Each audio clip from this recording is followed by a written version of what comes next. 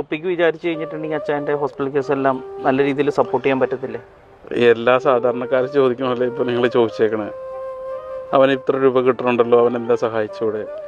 ബ്രദറെ, എൻ്റെ അമ്മയാണ്, അവൻ്റെ സുഹൃത്തിൻ്റെ അമ്മയാണ്. ഞാൻ പറഞ്ഞത് മനസ്സിലായോ?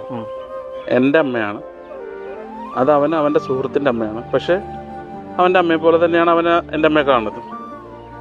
ഞാൻ പറഞ്ഞില്ല, ആഴ്ചയിൽ 3 ദിവസം വെച്ചെങ്കിലും അവനിവിടെ വന്നിട്ട് 2 മണി 3 മണി നൈറ്റിലാണ് തിരിച്ചു പോകണേ. പിന്നെ ഈ കഴിഞ്ഞ 2-3 ദിവസമായിട്ട് അവന് നല്ല പനിയായതുകൊണ്ട്, അച്ഛാ എനിക്ക് പനിയാണ്, അപ്പോൾ അമ്മ ഇൻഫെക്ഷൻ പാടില്ല എന്ന് പ്രത്യേകം ഡോക്ടർ പറഞ്ഞിട്ടുണ്ട്.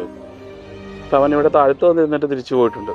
ആൾക്ക് വരുമാനം കിട്ടണുണ്ട്, ആളതനുസരിച്ചിട്ട് മറ്റൊരാളെ സഹായിക്കണമെന്നുണ്ടെങ്കിൽ അവന് പറ്റുന്ന പോലെ, ഞാൻ പറഞ്ഞ വേർഡ് മനസ്സിലാക്കണം, അവന് പറ്റുന്ന പോലെ അവൻ സഹായിച്ചിട്ടുണ്ട്.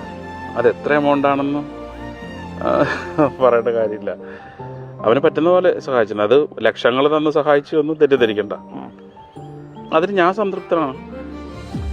ഇപ്പം ഞാൻ ഈ സുഹൃത്തുക്കളോട് സഹായം അഭ്യർത്ഥിച്ചിട്ട് എനിക്ക് 1 രൂപ തന്നവരുണ്ട്, 10,000 രൂപ തന്നവരുണ്ട്. അതിനപ്പുറത്തേക്ക് നമ്മളവനെ പ്രഷർ ചെയ്യേണ്ട കാര്യമില്ല. അവന് ചിലപ്പം കോടികളുണ്ടാവാം, അല്ലെങ്കിൽ അവനിൽ 10 രൂപ ഉണ്ടാവാം. അതൊന്നും നമ്മൾ നോക്കേണ്ട കാര്യമില്ല. അവൻ എന്ത് ചെയ്തു അതിൽ ഞാൻ സംതൃപ്തനാണെന്നേ.